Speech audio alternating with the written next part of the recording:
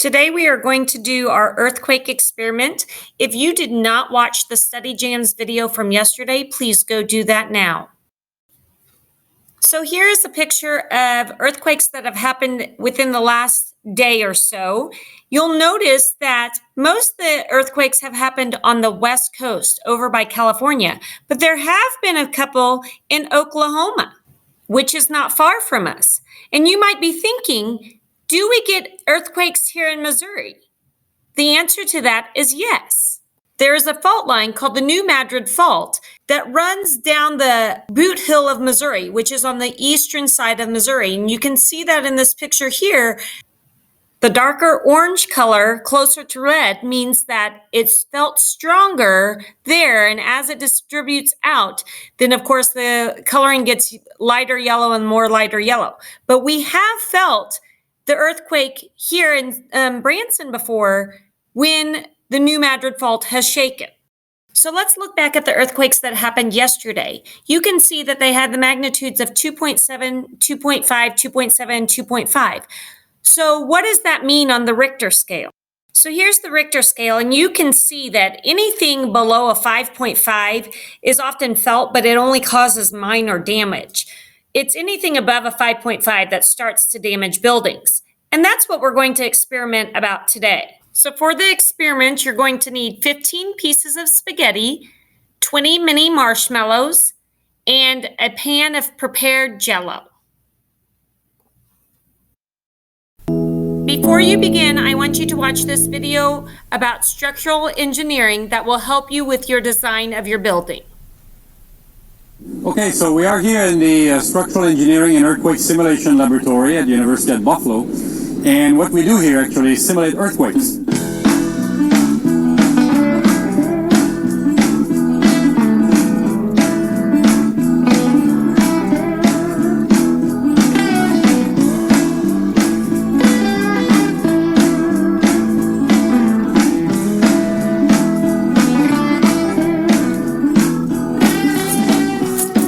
My name is Andre Filiatro. I'm an engineer. I'm a structural engineer. I'm also a professor here in the Department of Civil, Structural, and Environmental Engineering at the University of Buffalo. What causes earthquakes? The Earth is made of very thick pieces of rock. We call that plates. And they move all the time. What happens is sometimes they come into contact. Then suddenly they get locked, so they can't move, until suddenly they break. So when they break, that's what the earthquake occurs. So it's a very sudden release of energy. It's like a big spring that you're pulling the spring, you pull the spring, you pull the spring, and then you let the spring go. All the energy is suddenly released. How do you collect information about earthquakes? When an earthquake occurs anywhere in the world, there's instruments on the ground that measure the shaking of the ground. And after an earthquake, we can take these recordings, feed it into our computer system, and this big platform that you see behind me is able to reproduce exactly how the ground has moved on that day during that particular earthquake. And then the idea is we can put models of bridges, buildings, what have you, and evaluate how they perform during that real earthquake. How do buildings stay upright? So I guess one of the questions that we ask ourselves, what is structural engineering? What is a structure? And often I like to refer it to a skeleton. So if you look at the buildings, and then we have a model here of a building that is made essentially of wood here, just for demonstration. You can see that the building is made, for example, of columns. So the vertical elements here are the columns, and these columns are there to resist all the weight that is put onto the building as it comes down. It's made of beams, and you can see these are the horizontal elements, and you can see inside the building there's floors for which you're going to have weight, people walking around and so on. And you have also all these X braces here, and these ones are there to sort of protect the building if it's loaded laterally. So if it's shaking by an earthquake, for example, it's really these diagonal elements going to come into play. So the skeleton is not seen. And that's the sort of the same idea of structures for a body. You don't see the structure of your body, it's inside your body. It's the same idea for structural engineering. What kinds of materials do you use? I would say for earthquake engineering, I would say most materials can be made to resist earthquakes very well. If you take about traditional materials, steel, concrete, wood, all of them, they can be made very well to resist earthquakes. The decision to choose a material often is not necessarily a decision towards earthquake resistance.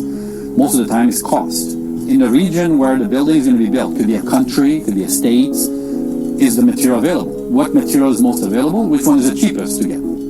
How have engineers improved upon existing designs? One very innovative idea that was brought in earthquake engineering about 20-25 years ago was the use of dampers. Dampers are very much similar to what you use on your car for shock absorbers. You know, when you drive on the road, you're comfortable inside the car because you have some shock absorbers that absorb the vibration of the road. If you don't have that, you would move back and forth inside the car like crazy. Same kind of idea. So what I'm going to demonstrate here is first the building without dampers. I'm going to do two things. First is I'm going to pull on the building. I'm just going to pull here at the top like this. And I'm just going to let it go. And you're going to see how much it's going to vibrate. You can see it vibrates quite a bit, right? It goes. We're going to introduce dampers. They are diagonals, as you can see here. And I'm going to connect them to the structure. So there's one here connected, you can see. Connect the second one, as you can see here. So now they're connected. So when I go in now and I pull on the building, remember what you saw before? You see that? It didn't vibrate anymore. You see that? You're going to see the big difference. You see the difference. What is the best part about being an engineer? Why do I like to be an engineer, to do what I do? Well, I think it's very challenging from one end, and it's very sort of satisfying to start with a blank page and then end it up with a design of a big structure and then see it built. And as I said early on, these type of structures will probably go beyond my lifetime. They're going to be there for maybe several generations, the bridge. And it's very rewarding to help society that way, to provide infrastructure that people use all the time. I hope that you enjoyed these sort of pointers about earthquake engineering and structural engineering. And for me, I have to go chase another earthquake. Bye. So if you're doing this experiment at home, you will need 15 pieces of spaghetti and 20 mini marshmallows. Your design needs to be at least 25 centimeters tall and no more than 18 centimeters wide. It needs to be able to fit inside your pan. We are trying to create tall buildings like skyscrapers in big cities or the Inspiration Tower. You must be able to pick your building up and place it onto the Jell-O ground to be tested. It shouldn't fall apart when you do that. And you should draw and label your picture of what you want your building to look like. Take only about 10 minutes to sketch out this drawing.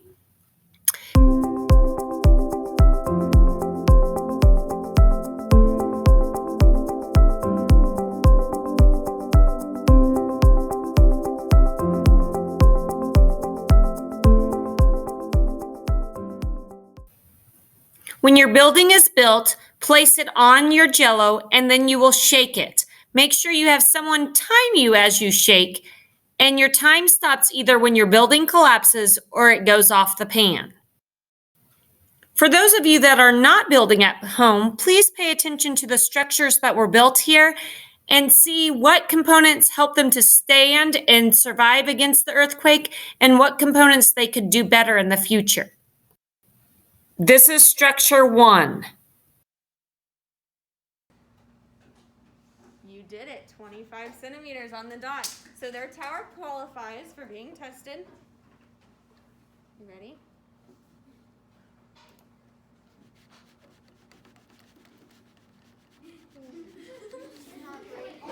It's not breaking. Oh, it's on the edge. It is not breaking, but your tower is leaving the city. Boy, that's not fun. I'm gonna leave this place. Oh, bro!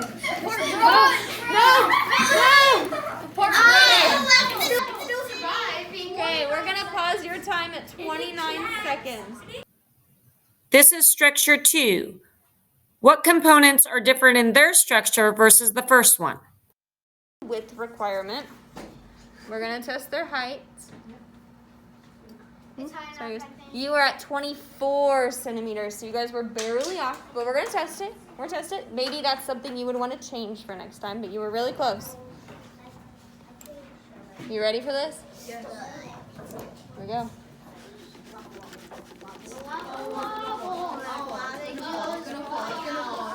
It's leaving the city. Everybody does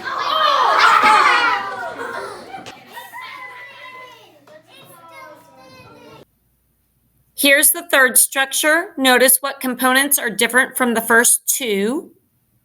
The width requirement. They are at 22 centimeters, so they were really close to the height requirement. That might be something they would want to change. Let's see how long they last. It's going down by itself. Gosh. Oh, there goes. 4 seconds. Here is the next structure. Notice what components they did different from the first three. It fits on the base, so we know that it meets the width requirement. They are at 13 centimeters, so we didn't quite make the height requirement, but let's see how well it lasts.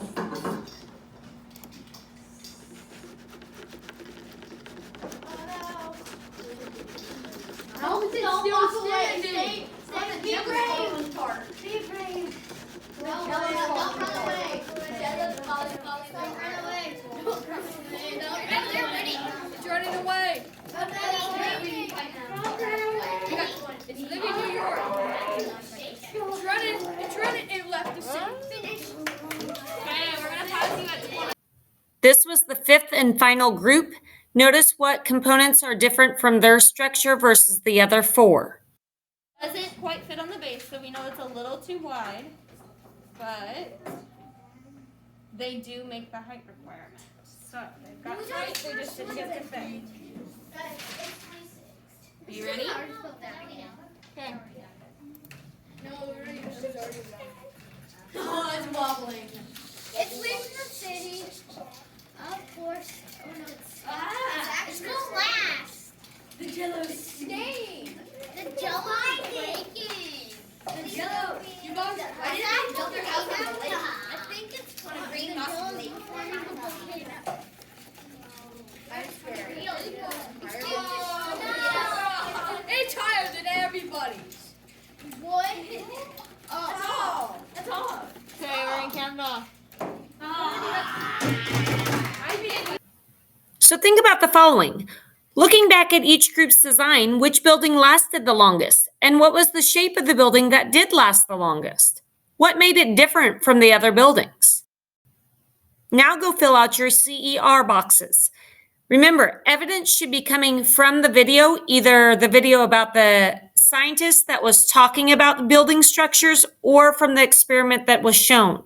Then go fill out your reasoning box and make sure you tell why does your evidence support your claim.